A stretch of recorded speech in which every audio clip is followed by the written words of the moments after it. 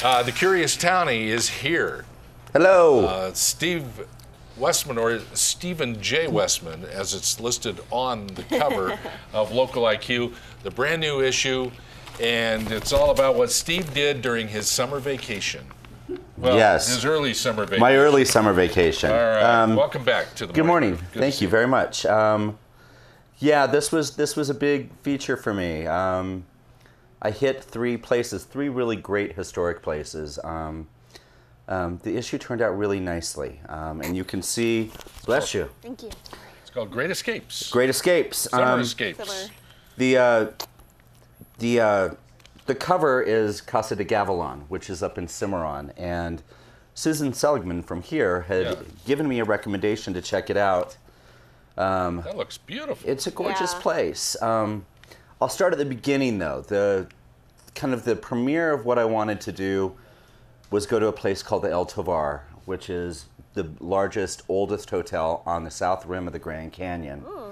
And we have a photo of that. I think we've got several. Okay. But there's some really cool history with that place. There's a guy named Charles Whittlesley who was one of the main architects for the old Harvey houses back in the day with the Atchison, Topeka, Santa Fe Railroad. So he was commissioned to build this new Harvey hotel on the rim. You know, they had just started bringing the train up. So he went to Flagstaff to meet with the lumber company that was going to supply all the timber and everything for the building of the hotel. And it's a company called the Reardons.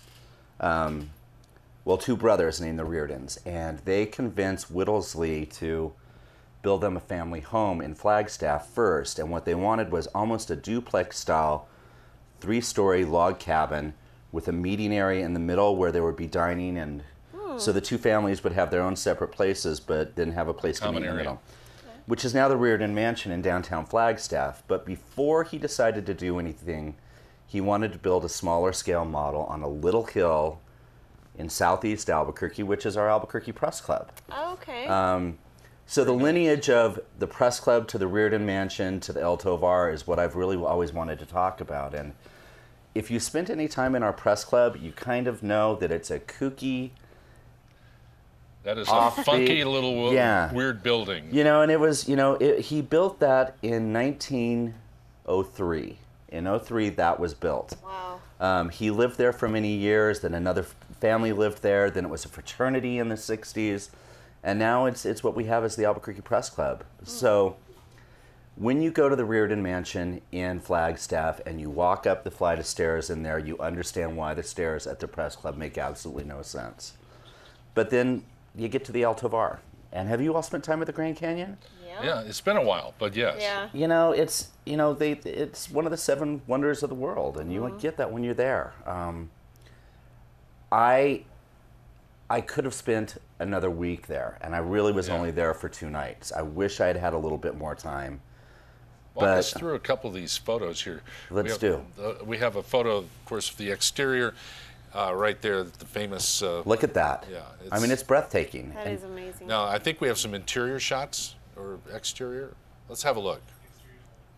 Okay. Actually, that's the Reardon Mansion in Flagstaff. Oh, that's the Reardon Mansion. So basically, what we're going to see here is the El Tovar, the Reardon Mansion, and then the Press Club. Okay, and then the next one is the Press Club here in Albuquerque. Right. There you go. Which is, it's one of our cool little landmarks. It's on one of our it's on the National Register. But and then we're flipping over to Mabel Dodge, which we'll talk about in a few minutes. Okay. So the Grand Canyon, there's so much to do there that you never really know what you should fit in. Right. So you've got to be spontaneous. You've got to at least map out what you're going to do. But I heard so many different languages while I was there. Yeah. Just the multitude of people that come from all around the world that want to go and look over that edge, and you gasp. It really is amazing. It's perfect. And there's deer and antelope and elk on the side of the road. There was a lot of deer and antelope on my trips this year, so but it was fun. It's an easy trip down to Flagstaff. And I take a while I'm driving, but it was good, so it was fun. How far is it? It takes drive from it. here? It takes me about 9 hours. It takes a normal person about 6.5 or 7. I'm a something on the side of the road, and I pull over and check Yeah. it out. So So you can get from A to B about 6 hours to the Grand Canyon. I would say maybe a little extra 7. Yeah. I mean, it depends on where you want to go. Outside of Flagstaff, you can take Highway 64 and circumvent everything and pop in there. I say go into Flagstaff and take 180 up. Okay. It takes you through a more mountainous, gorgeous little range, and you get to stop into Flagstaff too, which is a cool town. Nice little scenic tour Yeah. while you're at it. Beautiful. Right. But you know, back in New Mexico, there are 2 little treasures that I got to hit as well. So. Okay, and this is the Mabel Dodge. Right, Lujan House. Okay. Are you all familiar with who she was? No. Can't say that I am. So Yeah. she was a East Coast socialite, one of those people that found their way to Taos, you know, along with all those artists.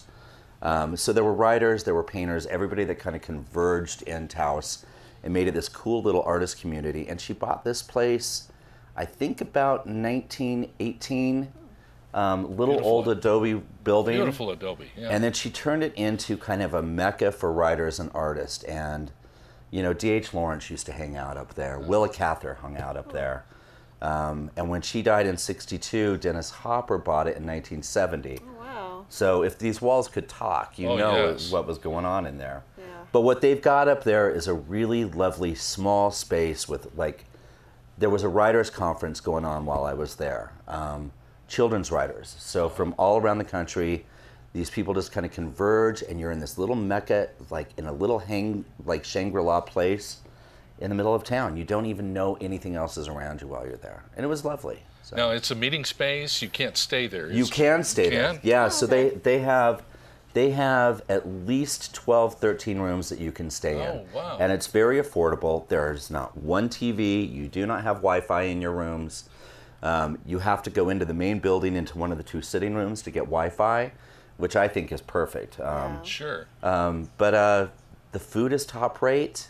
They've got a great chef named Jessica who does breakfast. And if there's special events, Jane Garrett, who's an old icon, caterer from Albuquerque, she'll do the meals in the evening. But the staff couldn't be nicer. It was fun. And you're looking up at the Taos Mountains out of your room in the morning. So And like you say, if the walls could talk, and whoever Yeah. stayed there, and all the great creativity in that you house. it kind of oozes. You feel it. You're like, you know, some of the great literary people were here. One of the things I really love about the place is there's these, and I think we have a photo of it, there's these old birdhouses that are up yeah. on stakes, and Here they are. I'm obsessed with it. There they are. Oh, that's so cool. Are It's there a lot of birds flying around that there, morning? there are, you know, she brought in her own pigeons. She brought in? Yes.